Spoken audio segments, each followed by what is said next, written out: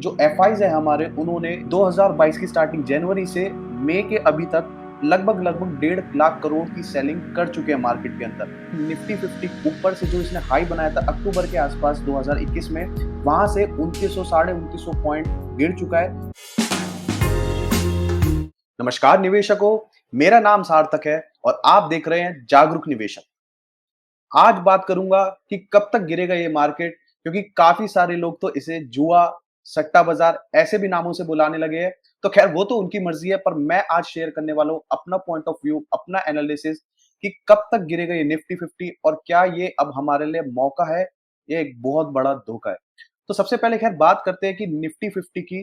तो आप यहां पर देख सकते हैं कि लगभग ऊपर से जो इसने हाई बनाया था अक्टूबर के आसपास 2021 में, वहां से 2900 साढ़े 2900 पॉइंट गिर चुका है, जो कि अराउंड 15.5% है जो इसके हाई से गिर चुका है। अब ये गिरावट के देखिए बहुत सारे कारण हैं। सबसे पहले मैं अगर कारण की बात करूं तो यहाँ पर देखिए, जो एफआईज है हमारे, उन्होंने जो 2022 की स्टार्टिंग जनवरी से मई के अभी तक लगभग 1.5 लाख करोड़ की सेलिंग कर चुके हैं मार्केट के अंदर। अब ये 1.5 लाख करोड़ कितना बड़ा अमाउंट है, तो मैं सबसे पहले बता दूं कि जो 2021 के अंदर जो हमारे एफआईज थे, उन्होंने नेट बाइंग करी थी सिर्फ 50,000 करोड़ के आसपास की, और अब इन्होंने 2022 करोड़ के अंदर 1.5 लाख करोड़ से ज्यादा की सेलिंग कर दी है। तो इसके कारण एक जो सडन डंप आया है मार्केट के अंदर, और इसलिए यहाँ पर अभी हमें और हो सकता है कि मार्केट के अंदर गिरावट देखने को मिल जाए, क्योंकि एफआईज रेगुलर कंटिन्यूस बेसिस पे सेलिंग करे जा रहे हैं। अब देखिए ये सेलिंग क्यों हो रही है, इसके भी काफी सारे कारण हैं। अगर मैं सबसे पहले कारण की बात करूं, तो जो यूक्रेन और रशिया की वॉर चल रही है, अभी तक ये लगभग 2 महीने से भी ज्यादा हो चुके हैं इस वॉर को, और अभी भी ये वॉर चल रही है। तो इसके कारण काफी सारी सप्लाई चेन डिसरप्शंस हुई हैं। साथ ही साथ मैं अगर बोलूं, जो हमारा चाइना है उसके अंदर जो लॉकडाउन चल रहा है, शटडाउन्स हुए काफी सारे, उसके कारण भी जो सप्लाई चेन डिस्ट्रप्शंस है उसके अंदर काफी इफेक्ट पड़ा है, और इन सभी चीजों के कारण जो इन्फ्लेशन है उस पे एक ड्रास्टिक चेंज आया है, और उसके अंदर ड्रास्टिक सर्जेस देखने को मिल रहे हैं, चाहे वो यूएस हो या इंडिया हो। तो इन्फ्लेशन के अंदर जो सर्जेस देखने के लिए मिल रहे हैं, वो सबसे बड़ा कारण है एक करंट सडन फॉल का इस मार्केट के अंदर। बात करूं कि अभी फेड ने एक हाल ही में अनाउंसमेंट करी थी रेट हाइक की, और यहाँ पर फेड बोल रहा है कि लगभग ये आने वाले 2023 मार्च तक या अप्रैल तक 5-6 इंटरेस्ट रेट हाइक करने वाले। एक इसने इंटरेस्ट रेट हाइक अभी रिसेंटली करा था, और अभी 5-6 इंटरेस्ट रेट हाइक ये कर सकता है, जिसके कारण एक मार्केट के अंदर सडन पेसिमिज्म है, एक बहुत ज्यादा नेगेटिव इंपैक्ट पड़ रहा है मार्केट के अंदर। और अगर मैं बात करूं ये इंटरेस्ट रेट हाइक के कारण हुआ क्या, तो यहाँ पर आपको एक डेटा दिखाऊं, तो इसके कारण जो यूनाइटेड स्टेट्स है, इसका जो इन्फ्लेशन रेट है लगभग अप्रैल के अंदर ये 8.3% पे आ गया, जो यहाँ पर जुलाई के अंदर लगभग आप देख सकते हैं 5.4 था, वो अब यहाँ पर बढ़ के 8.3 तक पहुंच चुका है, जो एक बहुत बड़ा मैसिव जंप है इन्फ्लेशन के अंदर। और सेम यहाँ पर इंडिया के अंदर भी देख सकते हैं, आरबीआई ने भी यहाँ पर इंटरेस्ट रेट हाइक करा है, और यहाँ पर जितना समझा जा रहा है मार्केट के अंदर 1 जून के अंदर इंटरेस्ट रेट हाइक और हो सकता है, जिसके कारण ऑफ कोर्स एक मार्केट के अंदर मे भी डंप देखने के लिए मिल सकता है, बिकॉज ये ऑलरेडी न्यूज डिस्काउंटेड है, तो हो सकता है ना भी मिले, बट शायद यहाँ पर एक डंप देखने को भी मिल सकता है। और यहाँ पर ये बोला जा रहा है आरबीआई की तरफ से भी कि आने वाले 2023 मार्च और अप्रैल तक लगभग 5-6 रेट हाइक देखने को मिल सकते हैं। सो ऑफ कोर्स मार्केट के अंदर ये एक नेगेटिव सेंटीमेंट जो चल रहा है, वो ऑफ कोर्स ये एक बहुत बड़ा डाउनफॉल का कारण है। और इसके कारण भी जो आरबीआई ने यहाँ पर इंटरेस्ट रेट हाइक करे, यहाँ पर मैं इंडिया की अगर बात करूं इन्फ्लेशन की, तो यहाँ पर देख सकते हैं वो भी अपने यहाँ पर पिछले 5 सालों के हाई पे पहुंच गया, अराउंड 7.3 या 7.9% के आसपास यहाँ पर जो इंडिया का इन्फ्लेशन रेट पहुंच गया। तो ऑफ कोर्स ये सारे कारण हैं कि यहाँ पर जो हमारा हम सडन डाउनफॉल देख रहे हैं मार्केट के अंदर, यही सब कारण है। अब बात करूं कि यहाँ पर और कितना मार्केट गिर सकता है, तो यहाँ पर मैंने एक एनालिसिस कर रहा था, मैं मार्केट में चार्ट्स स्टडी कर रहा था थोड़ा, तो मैं जो यहाँ पर देख पा रहा हूँ लगभग जो अराउंड ये वाला एरिया है हमारा 15,000 16,000 से लेकर लगभग 15,600 तक, ये एक मैसिव सपोर्ट का काम कर सकता है। ऑफ कोर्स 16,000 यहाँ पर ब्रोक हो गया, बट अराउंड मैं मान रहा हूँ 15,600 एक मैसिव सपोर्ट का काम कर सकता है यहाँ पर हमारे लिए। ऑफ कोर्स ये भी लेवल ब्रेक हो सकता है।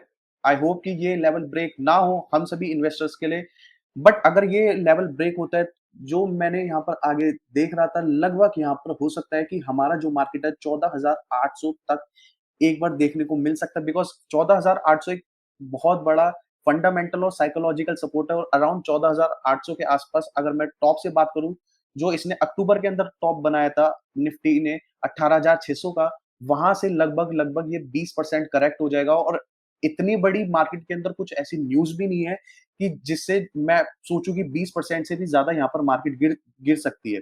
सो मेरे हिसाब से 14,800 एक बहुत बड़ा सपोर्ट लेवल का काम करना चाहिए फंडामेंटली भी और साइकोलॉजिकली भी एंड आई होप कि 14,800 तक ये बात ही ना जाए, 15,600 एक हमारे लिए बेस्ट सपोर्ट काम करे और वहीं से एक पुल बैक देखने के लिए मिल जाए। एटलीस्ट मैं तो ये यही सोच रहा हूँ कि यहाँ पर एक हमें पुल बैक देखने के लिए मिल सकता है और यहाँ पर हाल ही में शायद हम 16,500 17,000 तक एक बार को मार्केट देख सकते हैं। उसके बाद हो सकता है फिर से एक डाउनफॉल हमें देखने को मिले क्योंकि जैसे-जैसे आरबीआई इंटरेस्ट रेट हाइक करता जाएगा, तो हो सकता है हमें एक मार्केट के अंदर नेगेटिव सेंटीमेंट और उभरता हुआ मिले।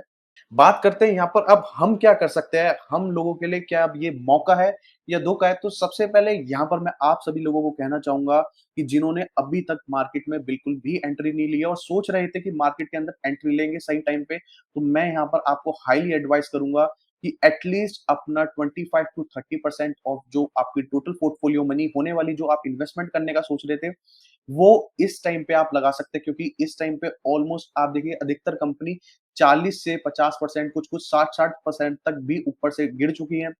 अगर मार्केट गिरती है तो मैं नहीं मानता कि कंपनीज़ पे अब ज़्यादा इम्पैक्ट देखने के लिए मिलेगा। ऑफ कोर्स ऊपर से हो सकता है और 5, 7, 10% गिर जाए बट उससे ज़्यादा बहुत कम ही कंपनी होंगी जिसके अंदर ज़्यादा इम्पैक्ट देखने के लिए मिलेगा। तो मैं बहुत पॉजिटिव हूँ और यहाँ पर मैं हाइली एडवाइस करूँगा कि अगर अभी तक आपने एंट्री नहीं ली है, तो 25 से 30% अपनी जो पोर्टफोलियो मनी है, उससे एंट्री ले सकते हैं।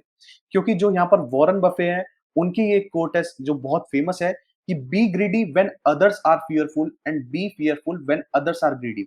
सो इस अगर मैं कोटेशन का सिंपल से मतलब बताऊं तो वॉरेन बफे कहते हैं कि जब सबसे ज्यादा लोग लालची हो रहे हो तब यहाँ पर आपको डरना चाहिए बिकॉज वहीं पर ही एक सबसे बड़ी गिरावट देखने के लिए मिल सकती है और जो मार्केट के अंदर जो कंपनीज का रियल वैल्यू होनी चाहिए उससे काफी ज्यादा महंगी हमें यहाँ पर कंपनीज या उनके शेयर्स मिल रहे होते हैं। और दूसरी चीज जो वॉरेन बफे बोलते हैं be fearful when others are greedy, इसका मतलब है कि जब लोग डर रहे हो मार्केट के अंदर इन्वेस्ट करने के लिए क्योंकि मार्केट इतनी गिर चुकी है और भी गिर सकती है, वही एक टाइम है हम जैसे समझदार निवेशक जागरूक निवेशकों के लिए एंट्री लेने का। एटलीस्ट मैं ये नहीं कहता आप 100% एंट्री लीजिए बट अगर आपने अभी तक इन्वेस्ट नहीं करा है तो 25 से 30% I will highly highly suggest कि आप यहाँ पर 25 से 30% अपना पैसा लगा सकते हैं। दूसरी बात करूँ कि जो ऑलरेडी इन्वेस्टेड है, उनका क्या करना चाहिए? तो यहाँ पर मैं आपको हाइली एडवाइस करूँगा कि आप यहाँ पर मार्केट में इन्वेस्टेड रहिए, क्योंकि अगर आप मार्केट में से अभी पैसा निकालते हैं, तो इसके 2 सबसे बड़े इम्पैक्ट हो सकते हैं। पहली चीज़ आपको अपने शेयर लॉस में बेचने पड़ेंगे, एक वो नुकसान, दूसरी चीज़ अगर आप अपने बैंक के अंदर भी अपना पैसा रखेंगे, तो इन्फ्लेशन ही जो अभी मैंने दिखाया लगभग 7.7 7.9 के आस-पास पहुँच गई है, तो वो ही आपके पैसे को खा जाएगी। इसलिए मैं आपको हाइली सजेस्ट करूँगा कि जो यहाँ पर लॉन्ग टर्म निवेशक हैं, उनको डरने की ज़रूरत नहीं है। ये बहुत कॉमन चीज़ें हैं। मार्केट गिरेगी, फिर बढ़ेगी, गिरेगी, फिर बढ़ेगी। तो यहाँ पर आपको डरने की बात नहीं है। आप इन्वेस्टेड रहिए और अगर आप यहाँ पर और इन्वेस्ट करने की सोच रहे हैं, तो यहाँ पर एक अच्छा टाइम हो सकता है करंट टाइम पे कि आप यहाँ पर इन्वेस्ट करें।